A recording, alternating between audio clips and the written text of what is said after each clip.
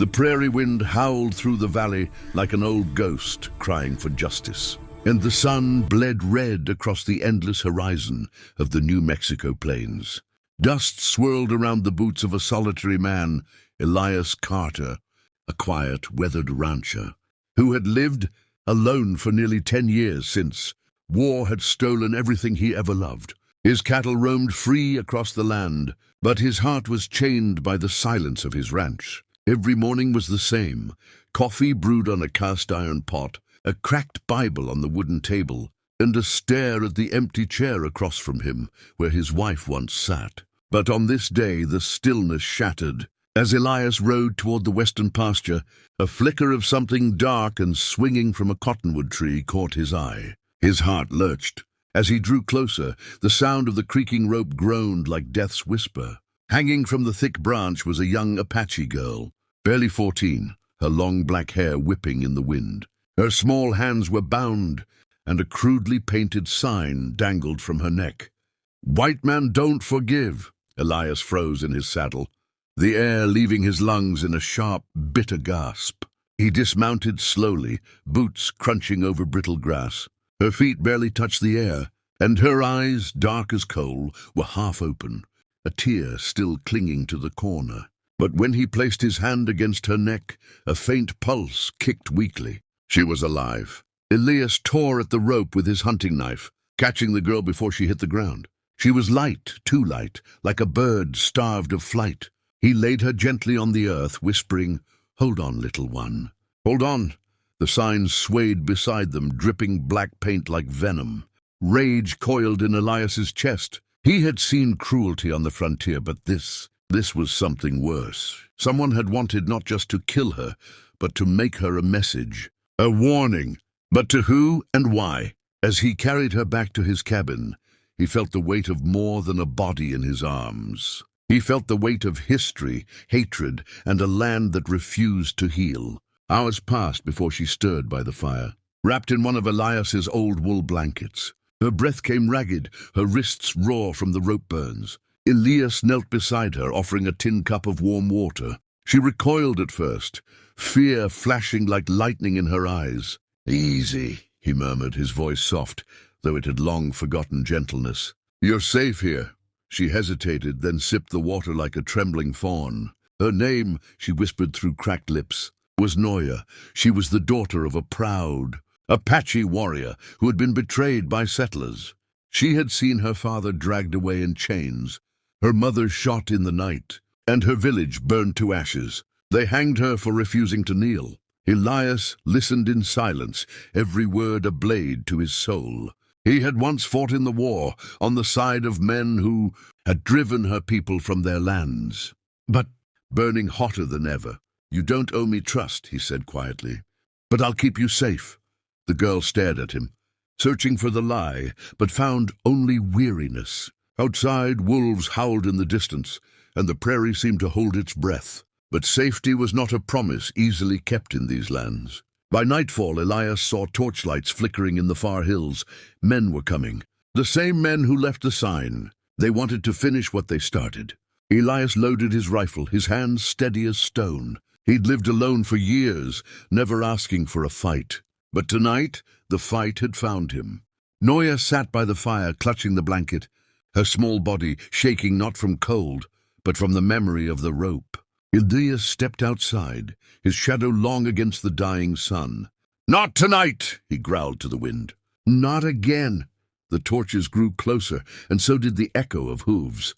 The land that once stole everything from him was now asking him to stand for something bigger than himself. As the night wrapped the cabin in darkness, Elias stood on the porch, rifle ready, heart heavy but burning with purpose. "If the world won't forgive," he muttered, "then I'll damn sure make it remember." This wasn't just about a girl anymore. It was about redemption, about an old man's soul trying to balance the weight of history. And somewhere in the darkness, the wind carried a new sound, not of fear, but of defiance. The night had grown thick and mean, the kind of night where the stars themselves seemed to hold their breath. Elias Carter stood on the porch of his ranch, the weight of the rifle heavy in his hands and heavier on his heart.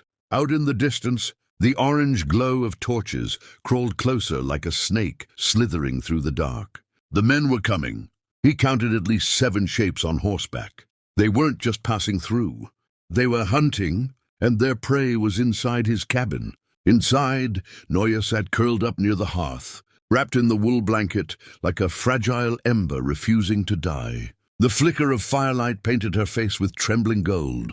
She had not spoken much since she awoke, but her eyes were sharp, old with pain, though she was just a girl. When the first distant howl of a coyote echoed through the plains, she looked at Elias with silent fear. He turned to her, his voice steady but low. "No matter what happens, you stay behind the stone wall by the fire. Don't make a sound. Don't open that door for no one but me. You understand?" She nodded once. Elias grabbed a lantern and blew it out, plunging the cabin into darkness except for the dying fire. He moved like a man who had prepared for this kind of night long ago. He set extra shells by the window, loaded the revolver on his hip, and whispered a prayer he hadn't spoken since the day he buried his wife. "Lord, if this is my time, let me stand for something worth the breath in my lungs."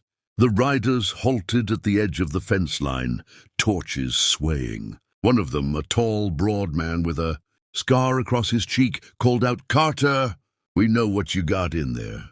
Hand the squaw over and we might let you keep your sorry hide." Elias stepped out onto the porch slowly, the barrel of his rifle gleaming under the moonlight. "You ride on," he said, his voice calm but edged like steel. "There's nothing here for you but trouble." The men laughed. It wasn't a kind sound. "That ain't your business," the leader spat. "She's Apache. Savage blood. They killed our people. We're just returning the favor." Elias's jaw tightened. He had once worn the same hate in his own heart during the war, but years of silence and ghosts had taught him how heavy hate becomes when it rots inside you. "She's a child," he said coldly, "and she's under my roof now. That means if you want her, you're riding through me." The man sneered, spitting into the dirt. "Then you die with her, old man." Elias didn't flinch. "Then I die standing." The leader raised his hand. Torches dropped to the ground, boots hit the earth, and the night filled with the thud of approaching footsteps. Elias ducked inside the doorway, steadying his breath as bullets shattered the silence. Gunfire cracked through the dry air. Glass exploded from the window above Noya's head. She clamped her hands over her ears, eyes wide. Elias fired back, his shot dropping the first man as he tried to cross the fence. The sound echoed across the prairie like a war drum. "Stay down!" he barked, reloading with practiced hands. The attackers fanned out, circling the cabin like wolves. Elias crouched behind the window frame, waiting, listening. Another man charged through the side gate. Elias caught him with a single shot to the shoulder, spinning him to the ground. A torch flew through the air, smashing against the porch steps, fire licking the old wood. Elias cursed and grabbed the bucket of water he always kept by the door, dousing the flames before they spread. His lungs burned with smoke and gunpowder. Inside, Noya crawled closer to the corner, clutching a small hunting knife she'd found near the hearth. She was shaking, but there was fire in her eyes now.